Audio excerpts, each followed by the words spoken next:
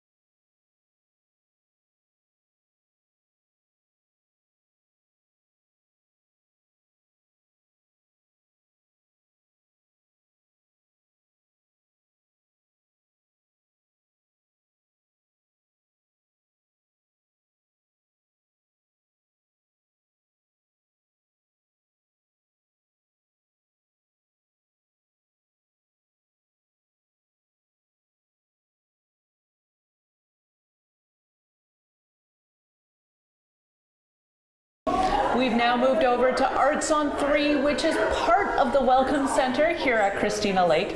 And Christina Lake does have a vibrant art community. And I'm joined by Bob Dupee. And Bob, maybe start off by telling us, what does the art community look like in Christina Lake? Well, if you look around you, you'll see a lot of things that are representative of the number of artists that we have here. We have a really vibrant community as far as the arts go. A lot of people creating in their own little studios, in their back rooms, in their garages, whatever it takes. But it's surprising how many people have come out of the woodwork to bring their wares into here to be sold. What you see is probably 95% here is local, regional artists that have created all this stuff. We have a few glass blowers who are friends of mine who have actually brought their stuff in from a ways away, because we don't have any glass blowing facility in Christina Lake per se. But most of the other things you see here, paintings, torch work, wood turnings, pottery, all that kind of stuff are created right here in this area. So the nice thing about Art on 3 being at the Welcome Center is it really does give tourists a chance to see all of the artists that make their home here in Christina Lake. Absolutely, yeah. And a lot of people come here and are just amazed by how many really, unique artists we have too. So they can take something home that says Christina Lake to them or to their family, or, lots of people come here for, well, I have to find a memento for, my cousin back in Nova Scotia that says Christina Lake to them or to me, right? So, yeah. Do you find it a challenge to get? Obviously, looking around at the gallery, it's full. Do you find it challenging to get? We're always looking for new work, and one of the reasons that we wanted to create this whole center in the first place was to focus on the arts. There was the initial design was to have a whole studio facility out back here that was going to be a teaching facility. Right now we're here and we're representing as many people as we can from the area, but we always welcome more, so we're always on the lookout. For sure. Let's talk about the featured artists that you've got up right now. Gorgeous pieces of the lake. You just missed it. The opening was on Sunday, and Lita Bach is from Grand Forks. She's a young woman who has 2 children. She farms. She runs her dad's sawmill lumberyard and manages to paint an amazing amount of stuff. This the wall that you see here is just a smattering of what she's done. There's a whole nother room over here full of her work. I can see it and it's all based on the Christina Lake theme. So if you look carefully, you'll see a lot of things that are like the Cascade Falls down here with the raven right in the middle of it. There's a beautiful wake, early morning wake from whatever. On the far right there, and just her use of color is really, really exceptional. You bet. Now, do you have is the featured artist, is it a rotating thing on a monthly basis, or? Yeah, we do it on a kind of a bi-monthly during the summertime, and then maybe 3 months after, in the off season.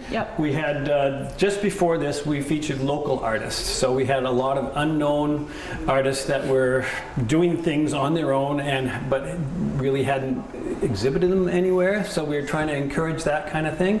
And part of what it came out of was doing a series of workshops over the winter time, which we call the Cabin Fever Relievers. And it got people out on a Sunday afternoon doing all kinds of creative things like card making, monoprints, jewelry making, cake decorating. I mean, it was a great series of things, and we're going to be doing that during the summer as well. So it brought a lot of people out of the woodwork that way. So I imagine if people want more information on those workshops, they can find it. Do you guys have a website? We do. ChristinaLakeArts.com. You bet. Thank you for asking. Now, the other part that you may ask me about is the performances, because class, Christina Lake Arts and Artisans Society, which also runs the gallery here, does a whole series of performances over the year. In the summertime particularly, we do quite a few more because we can take them outside. We've got a gorgeous courtyard out here and a bit of a stage on the patio, and people bring their lawn chairs, and we have really, really notable musicians and performers come in and just have a series of that going on as well. So it's a good way to, bring people out for special events like that. And Christina Lake is a wonderful place, but there isn't a whole lot going on in terms of activities, except there's the lake. Yeah. And what more could you want, really? Yeah, really. Yeah. But this is a great way to get the family together on a summer's evening at the lake. Exactly. Yes. You bet. And all of those dates are also on the website? They will be very soon. We're just about to finalize our summer series right now, so yes. Okay. Part of what makes up the Christina Lake Welcome Center is the Christina Lake Stewardship Society. I'm now joined by Lori Grant, who is the new coordinator for the Stewardship Society. So maybe start off by telling us, what is the Stewardship Society? The Stewardship Society is an organization that started back in 2001 to solicit stewardship of the lake and the community, thereby protecting the environment, the water, the species of plants and animals all around the lake, and educating the public all about it. The nature park covers the whole area here behind us, and it is a reclaimed land that used to be a mill in the years gone by, and so a lot of the area needs to be restored. The land had been degraded, so one of the things that we've done is on the waterfront replace some of the invasive species with native plants.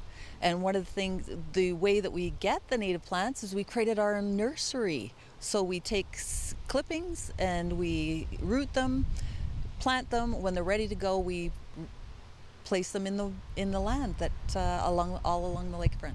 And now the public also has an opportunity to create their own reclaimed land by planting their own native species, correct? Yes, we do offer tours of our nursery, and we also offer plants if people would like to create the native environment in their own lakefront properties. Now you guys have done a number of initiatives with the lake to clean it up with your cleanup day, as well as a number of other initiatives. Let's just talk about those. Sure, we just had our 17th annual Lake Cleanup Day on May 27th. With an amazing turnout by the local population, both on that particular day as well as many days before and after. People here having a fierce pride and enthusiasm about keeping the lake natural and beautiful. So we gathered 50 bags of garbage, which is reduced over the years because we continue to keep it clean, but nonetheless 50 bags of garbage, and over 30 people participated. We had donations from Grace McGregor of the Area D, I apologize, it's Area C here at the lake, and we were able to offer prizes of 10 prizes of $100, as well as some other local prizes for those people that participated. That's awesome. And one of the other things that you guys have going on right now is that you have a number of initiatives for a number of different invasive species that are going on in the lake. So let's talk about, first, you've got great northern pike in the swimming its way through the lake, correct? Not necessarily through the lake. One was spotted in Christina Creek, and there were efforts made to capture it, which fell flat, unfortunately. So we're offering a challenge coming up this summer for local residents to try and help us capture the northern pike. Another initiative we're doing is the prevention of the invasive mussels that have traveled across North America and haven't yet hit our lake. So we are one of the initiators to develop a program to prevent that and work on that each weekend in the summer. We also have the solar aquatic system, which treats all of the sewer from the Welcome Center and has capacity to grow as the needs grow in the community. It uses sand, plants, and UV rays to take the sewer and create fresh water from it. And you're going to be offering tours of that this summer? You bet. We're offering tours of our system as well. You bet. So let's go back to the zebra mussels. What are you guys doing to prevent the spread of it here? We are setting up we have a number of pamphlets, brochures, and education materials that we try to proliferate through the province, as well as we have a station set up where we can check boats that come into the community and see if they have any mussels and give them awareness of how to prevent them from traveling to any waterway. You bet. So lots of ways that you can be a steward in your own community and help protect the environment. We have a viewing center where we have a number of materials. We have some animals, pelts, we have some displays, and we have a youth program that happens every Thursday in the summer for children ages 6 to 12 to participate with their parents. We feel that if children get this information at a young age, it will carry with them throughout their lives. And so what does the youth program entail? Each week we will be taking a different subject of interest, the first one being fish species, and provide a bit of a educational session, a bit of a tour, like an outdoor walk, and then a fun craft to do so that the information can be carried home. You bet. Now, you guys have a website, I'm sure, where all of this information is posted, correct? Yes, we do. We welcome everyone to come out to the lake. It's a beautiful spot to be in the summer to get away from the hectic lives you may have in any other city, and it's a beautiful place to be, and you won't be disappointed. And what would a trip to Christina Lake be without hitting the beach? I'm now joined by Cindy Albles, who is the tourism manager for Christina Lake. So Cindy, thanks so much for joining us today. Let's talk about Christina Lake. It is the warmest lake, is it not? It is. Christina Lake is considered to be the warmest tree-lined lake in all of Canada. You bet. It gets up to, last year it was 26 degrees and the year before it was 28 degrees Celsius. So it's a perfect lake for water sports then, isn't it? Absolutely. We have a multitude of sports that happen here on our lake. We have paddleboarding, which is a wonderful sport. We see lots of those all summer long. We also have motorized boats as well that come onto our lake. And of course, the kayaking is absolutely outstanding with our beautiful pictographs that we have along the rock face of our shores, and the north end of our lake makes an absolutely wonderful spot to kayak and paddleboard and do water sports and water skiing as well as motorboats as well in our community. And there's not just stuff to do on the lake, there's stuff to do off the lake too. There's lots of events that are coming up this summer. Absolutely. We have a great lineup of events between all of the different organizations here, including the Tourism Society. We've received a Canada 150 grant, acknowledgement to the Government of Canada, and that will be a bonus to our Christina Lake Homecoming Summerfest. That is our annual fest. This year marks our 8th annual Homecoming Summerfest, and it is going to be bigger than ever. If you haven't been to one, this is the year you're going to want to come. You bet. And what sort of things can people expect to see at Homecoming? Well, at Homecoming, we always have our annual pancake breakfast, which happens at the community hall in the morning, and an awesome vendor market with lots of vendors. And then our big celebration happens down here at the beach, starting at 4 o'clock, our open ceremonies. So this year we'll be hosting the Great Canadian Lakers Games, and there'll be a series of 13 different games that represent each one of our provinces, and there'll be a series of really fun-spirited games like air mattress races with hockey sticks, and 100-meter swim on a noodle with a life jacket on, and ring toss onto an animal, and build a beaver, which I think is a hilarious one too. And so they're going to be really fun spirited games, things that all people can participate in, not just people who are physical. We'll also have games like word scrabbles and things to make it really fun. And the winners, first, second and third winners, will actually receive medallions by local artists. So that will be very special. We'll also be having the Great Canadian Crafters tent, which will be making kites, 150 kites people will be able to make, as well as handing out free tattoos and face painting. We're very fortunate to be having Petunia and the Vipers coming this year, which is through the grant. We're able to bring them in here as a professional band from Vancouver, and we have a wonderful lineup of musicians coming from across the province, as well as our local musicians. And then to top the night, we have our grand finale Light Up the Lake Boat Parade, and it's for motorized and non-motorized boats. It makes for a wonderful ending to our evening with the music on the beach, the fire spinning, and then the boats come through with their lights on. It's a magical evening, so we really hope that you'll be able to join us. Whew, something for everyone. Wow. Absolutely. Yeah. So let's talk about the lake. What makes Christina Lake so unique? Well, I'm sure you've heard from other people today how wonderful our community is. We have a small community that influxes to almost 10,000 people in the summer, but our core community is made up of over 30 organizations, which makes us really special. We're a tight-knit community that really makes things happen here. With all of the different events, with being proactive with our stewardship, and with our trails, we're very fortunate. We have 27 different public access trails, ranging from very easy to double diamond. If you can go way up to Xenia Lake there, it makes for those free spirits out there, it makes for a good adventure. But we also have our beautiful Trans-Canada Trail that runs right through our community, making it very accessible for people of all mobilities. And, you know, the Trans-Canada Trail, it does go, well, right across Canada. But really, the Christina Lake portion is rather unique because it does have the trestle, correct? Absolutely. It runs right into the trestle, which is where the Cascade Gorge is. We have a 100-foot cascading gorge, which is absolutely spectacular. This year, it has been amazing with the high waters. It's been beautiful.